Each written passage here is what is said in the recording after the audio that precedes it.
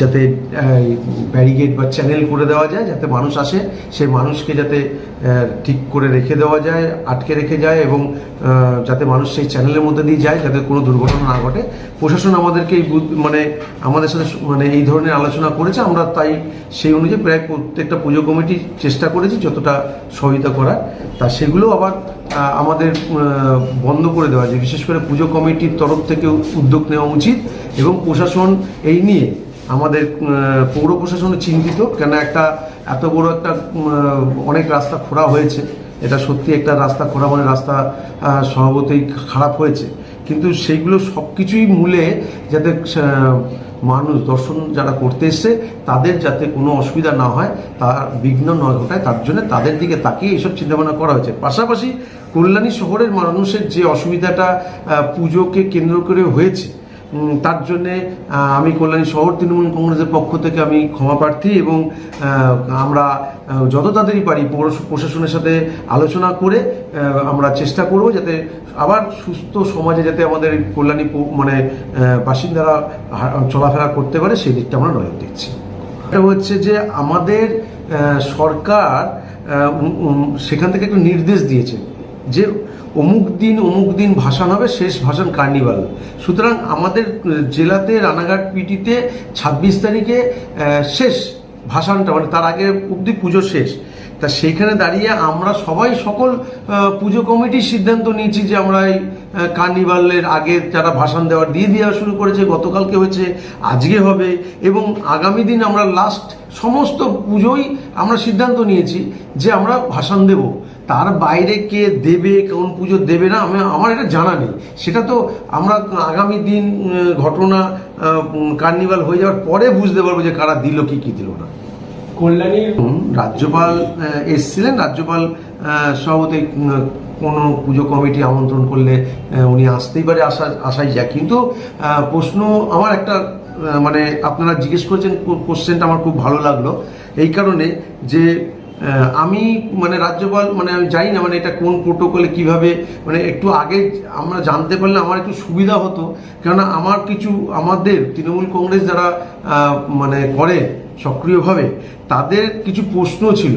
প্রশ্নটা যে রাজ্যপালকে আমরা অপমান করার জন্য নয়, বিষয়টা হচ্ছে যে আমাদের কিছু প্রশ্ন তাকে করতাম যে আজকে পুজোর সময় আমাদের 100 দিনে যেসব আমাদের এই গ্রামীণ এলাকায় যারা 100 দিনের কাজের যারা পয়সা পায়নি, যারা কেন্দ্র সরকারের কাছে এখনো পর্যন্ত পায়, তারা সেই পয়সাটা পায়নি, তাদের পুজোর সময় খুব অসুবিধা হয়েছে।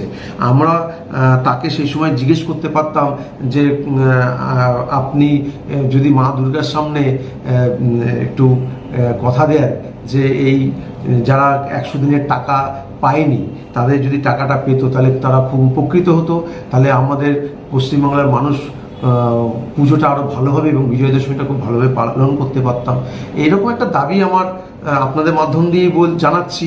তা সেটা সরাসরি আমরা যদি একটু আগে নক হতো তাহলে আমরা এটা ওনার কাছে প্লাকারের মাধ্যমে হয়তো সামনাসামনি যেতে পারতাম না, প্লাকারের মাধ্যম দিয়ে হলো আমরা সেই কথাটুকুনি তুলে ধরার চেষ্টা করতাম।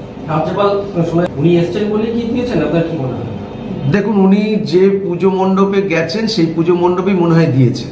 তা সেটা ওনার জানি না ওনার ব্যাপার। কেন দেখুন, পাশাপাশি আমাদের রাজ্য সরকার যেটা করছে যে অনেক এখন হয়তো তার মধ্যেও কিছু পুজো কমিটি পায়নি, আমরা কিন্তু আমাদের মুখ্যমন্ত্রী বলেছেন যে আগামী দিনে তারাও যাতে ওই পুজো কমিটিগুলো একটা অনুদান পায় সেই চেষ্টা চলছে।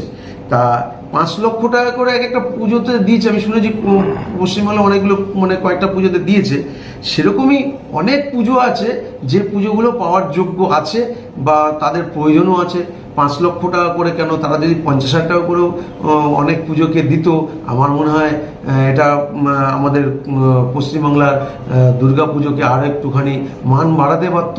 এবং যেখানে মমতা বন্দ্যোপাধ্যায় আমাদের সরকার সারা বিশ্বে পুজো কার্নিভাল পুজোটাকে নিয়ে তুলে ধরছে, সেটা মনে হয় রাজ্যপালও তাহলে সহযোগিতা করতে পারত। কিন্তু শুধু কিছু মুষ্টিমেয় কয়েকটা পুজো যারা অনেক পয়সা খরচা করেই পুজোর পড়ে এবং তার মধ্যে তাদেরকে 5 লক্ষ টাকা করে সহযোগিতা করেছে, সেটা উনি ওনার চিন্তাভাবনা থেকে করেছে। কিন্তু আমার মনে হয় আমাদের সরকার হয়তো এটা করতেন না, উনি হয়তো অনেককেই সেটা ভাগ করে দিতেন।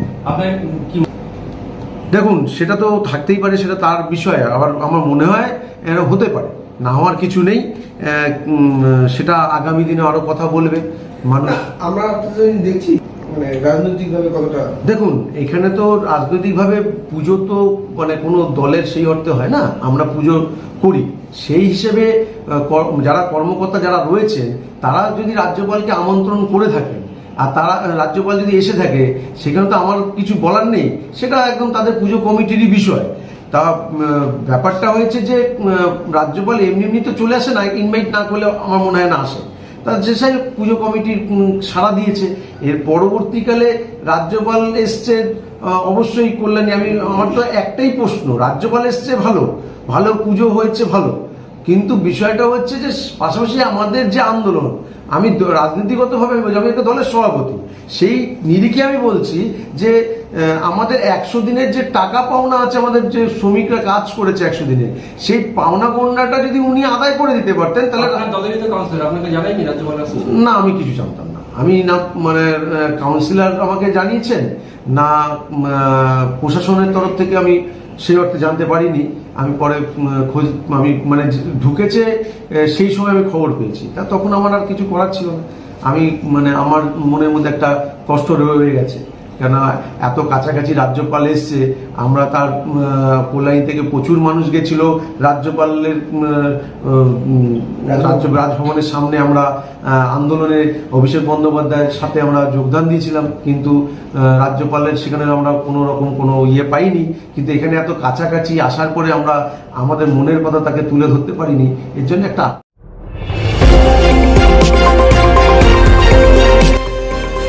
আমার বাংলা, সঙ্গে থাকুন, সঙ্গে রাখুন আমার বাংলা।